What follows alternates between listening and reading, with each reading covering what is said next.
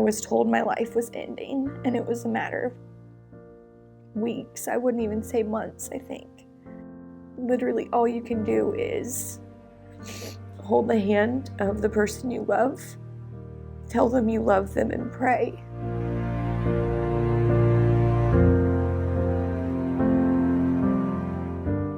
It was May 7th of 2012. I was at college and I was in class.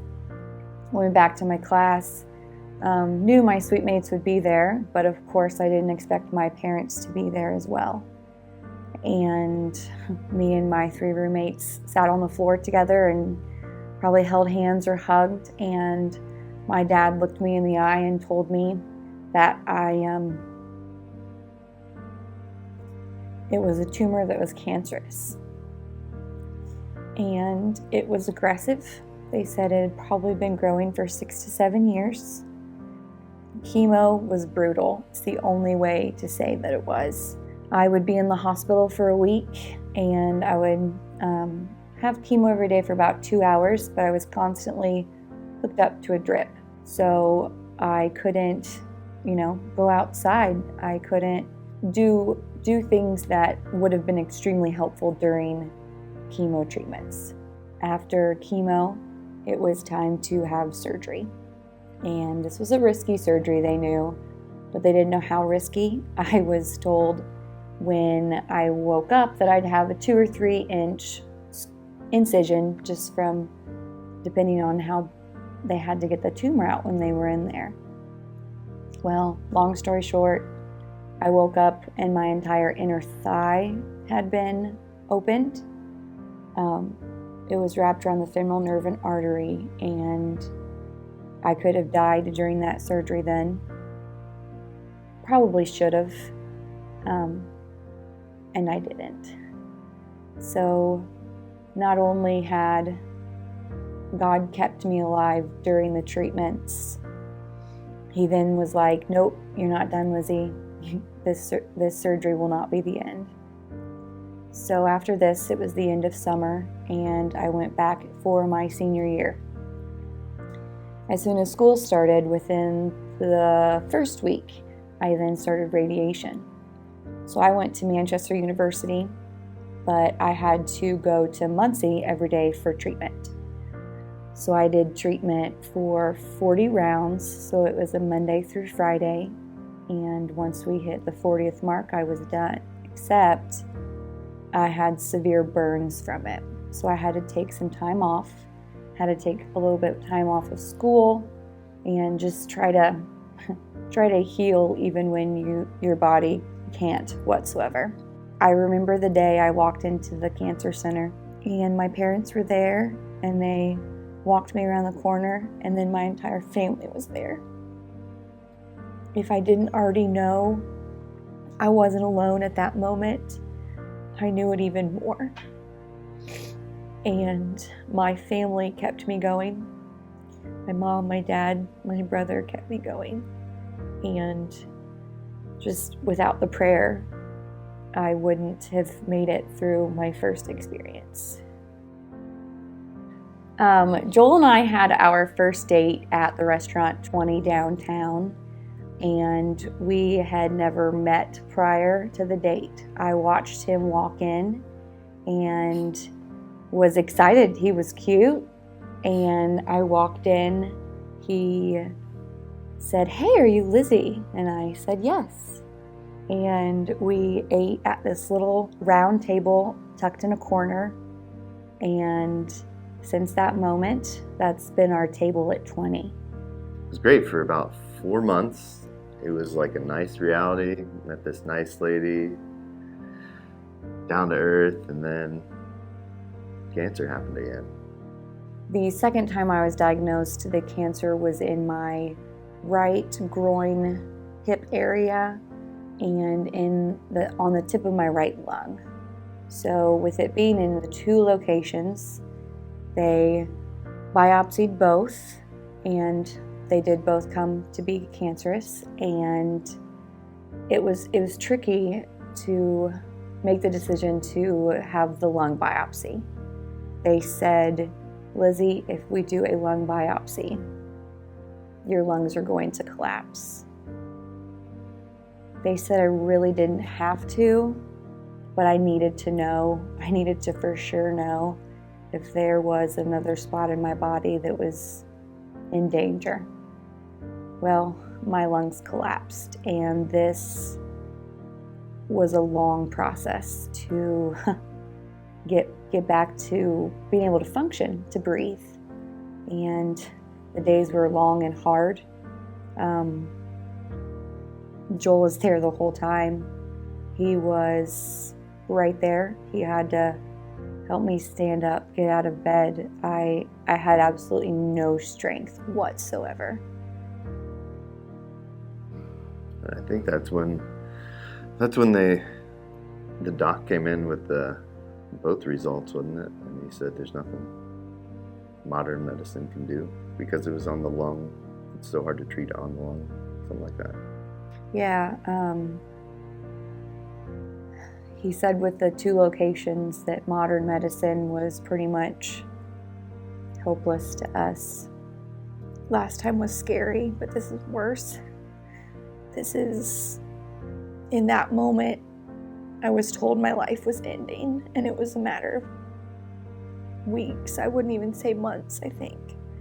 At that moment, literally all you can do is hold the hand of the person you love, tell them you love them, and pray. Because that's all that could help. That's all that could have made a difference.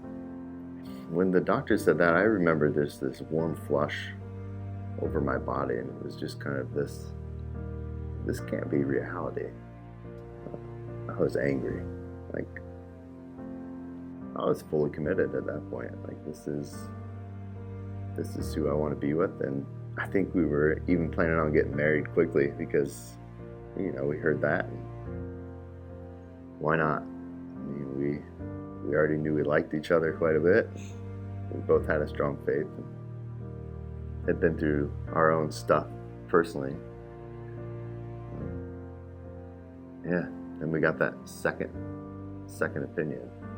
The second opinion that we got from a doctor down in Indianapolis once again changed our lives completely.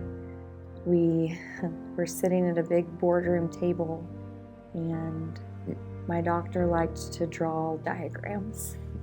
Did it since the day we met.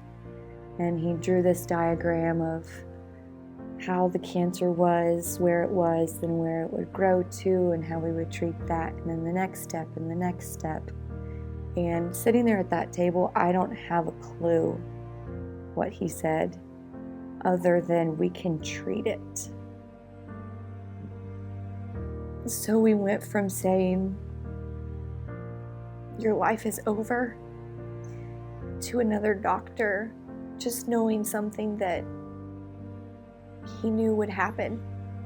Obviously it wasn't a common thing to know to treat my type of cancer, but he knew, and I'm still here again. So then the second round, they treated Lizzy with this different type of chemo. There was just 3 shots, 3 times. Came out again on the other side, and we beat it. And ended up getting married in October of 2015. And happiest day of my life, and something that I could have never dreamed of was marrying somebody like you. It was pretty good 3 years. And then all hell broke loose in January of 2018. Lizzy's grandma died in January. Lizzy got pregnant in January. Something the doctors said would never happen just because of the location of the radiation, chemo, how the cancer played on that part of the body. It's a huge blessing, but Lizzy's grandma basically raised her because of what her mom went through growing up, and so that was a tough time, even though it was a happy time. It was sad too. And then one of the routine checkups, we went in and the doctor found the cancer was back, this time right next to where Charlie was. So right next to her in the groin area. So then we have a kid that's on the way, and then we have cancer at the same time, and so we're kind of faced with what the heck do we do? So we had multiple doctors with multiple different ideas for what we should do. So we ended up, what was it, 36 weeks or 34 weeks? 37. 37 weeks. And so at one point there was a picture of the tumor and Charlie's head right next to each other, both the same size. And just knowing that we would have this birth of Charlie and then have to go right back into chemo, maybe radiation, sickness, was just kind of like, man, that was hard. We couldn't like fully celebrate that, even though we did. I mean, we still loved that we were having a kid, but just the fear of what would happen. And then I think it was right before Charlie was born, they showed us that scan, and then it showed that it ate into part of Lizzie's hip, and that then would need to have surgery. We walked into this office together down in Indianapolis, and we sat there, and this very happy gentleman walks in and sits down and goes, "Well, Joel and Lizzie, today we're going to talk about your hip replacement." And my mind went blank and my body went numb. I don't think I said a thing the entire appointment, but I was sitting there looking at a computer screen of another MRI that showed Charlie's spine and a tumor. And it was the scariest thing I've ever seen in my life. And knowing that we had this miracle baby, yet once again, here we are with something else trying to make the miracles not happen. Charlie was born in September of 2018, and I was told chemo started a week later. So here we had this beautiful baby girl, and Joel is in one hospital with her, and I'm in another hospital having chemo. And through all of these days of pure turmoil, we beat cancer again. And it led to ringing that bell that says, "You're done." And I held Charlie's hand in mine as I rang it. And it was one of the most powerful days that I'll experience in my life. In February of 2019, it was time to have my major hip surgery.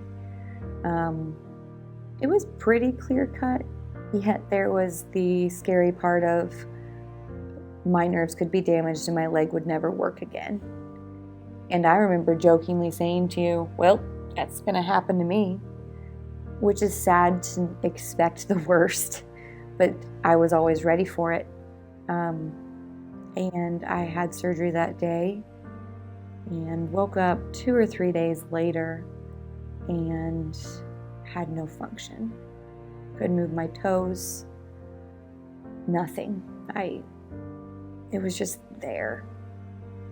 And from that day on, it has been one surgery after another, and it had been 10 surgeries over the next 2 years that took days away from us being able to experience Charlie as a little baby, and then a 1-year-old and a 2-year-old. And we missed those moments of just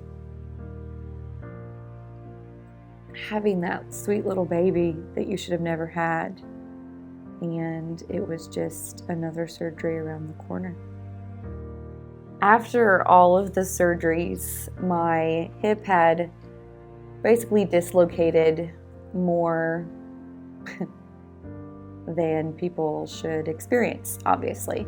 And we finally said, okay, what are our options? I'm sick of having a surgery this month and then next month and next month. And we tried something that's called an external fixator, where they basically attached big titanium bars to my hip bones and held it in place for 3 months. So this meant I couldn't drive for 3 months. I couldn't bend. I couldn't lay normally. It was always fear that, first of all, it's not going to work.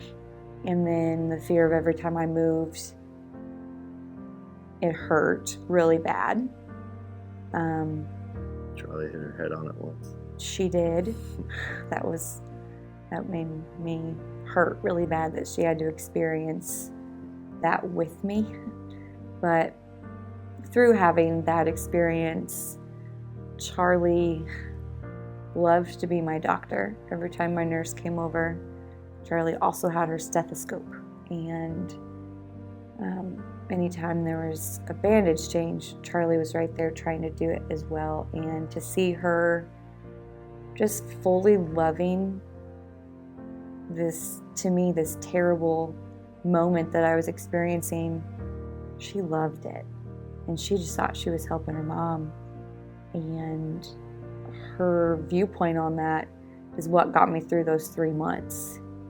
And then the end of the 3 months came, and I got another infection on my hip. So this meant another surgery. Luckily, during this surgery, they decided to also take my X-Fix off instead of doing another surgery in a couple weeks. So they took the X-Fix off. I was level. My hips were level for the first time in 2 years, I think. And it was a feeling that I had completely forgot what it was.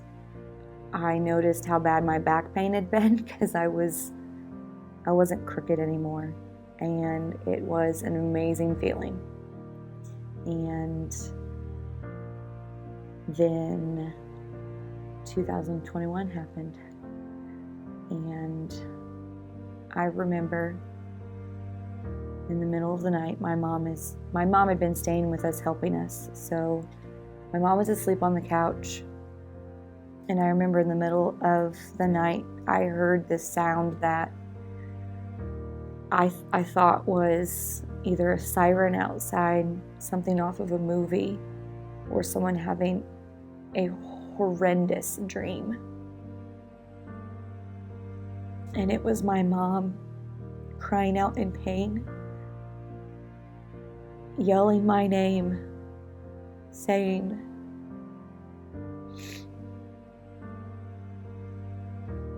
"Lizzy, Philip's dead. He died." And all she could do is say it over and over. To see my mom in that pain of losing her son was scarier to me than any diagnosis, anything. It was something that you never think is actually going to happen to you. And it was tragic. My brother was in an accident and he was gone. And here we were.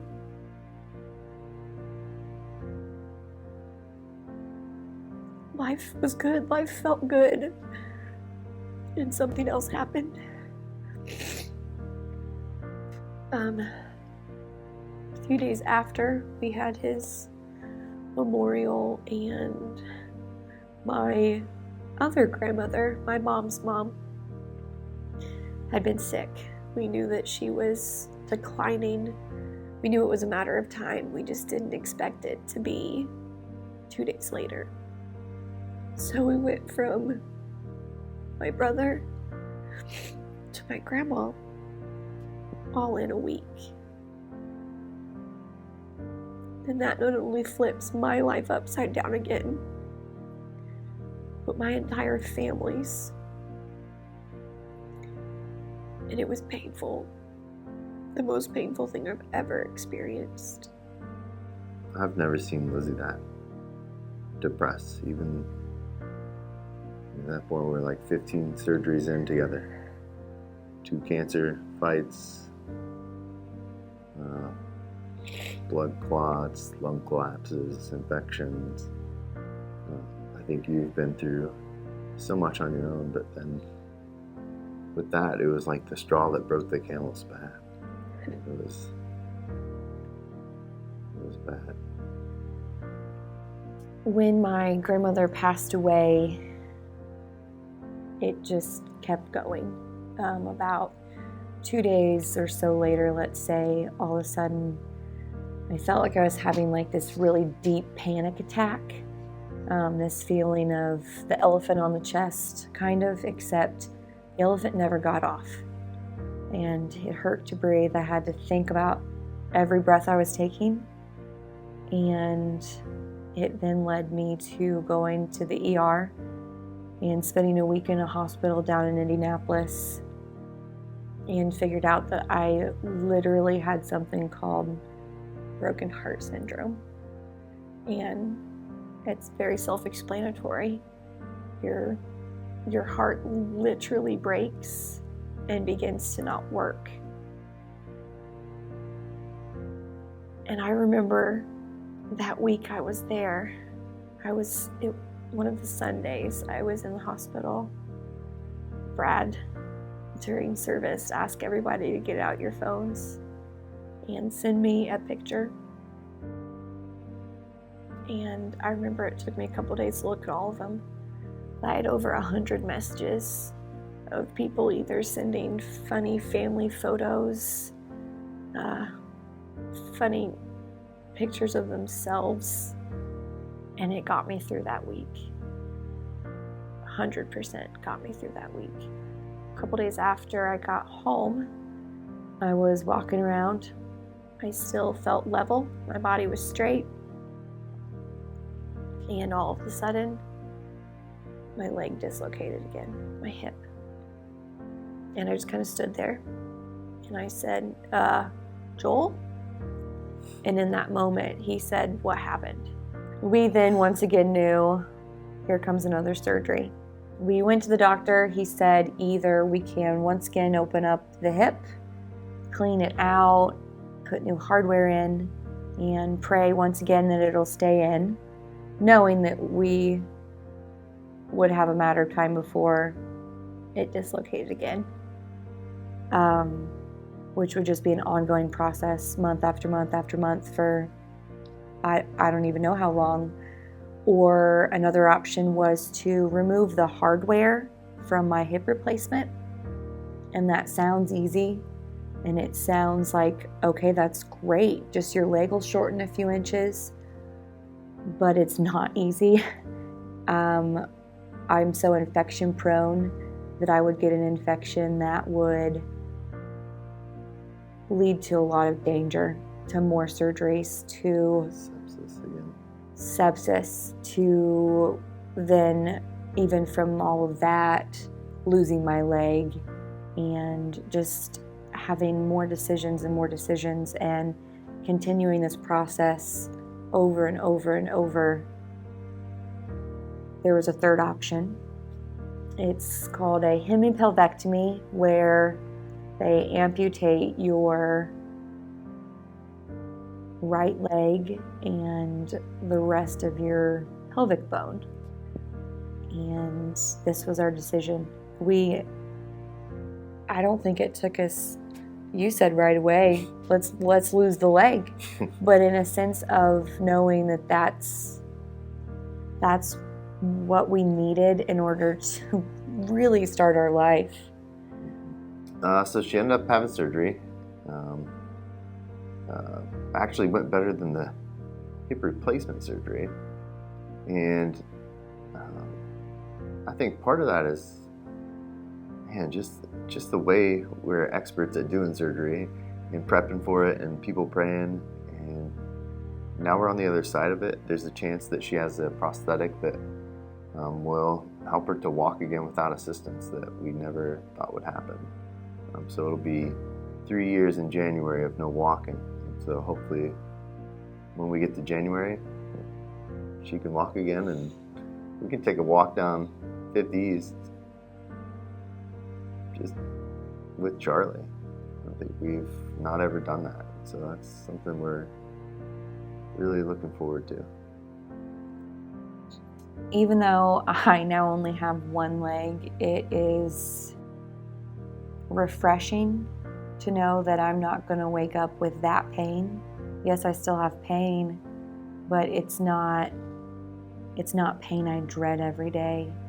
It's a pain that I know I can get through, and I also know I'm not getting through it on my own.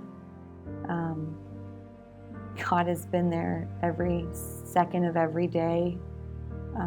The church family, our family, friends, everyone has been there since the morning of surgery, through surgery, and now we're here today, and they're still involved daily. It's something that'll never go away because it's how God's created us to connect with others, and we've just connected through horrible experiences, yet at the same time, it's inspired other people. I told myself one day that even though I had to lose a leg and go through every second of pain I've gone through, almost every day someone tells me I inspire them. And if I can be the disciple for God that has to feel the pain in order to impact people, bring them closer to God, to know that God is in everything, then I'll experience every day for the rest of my life.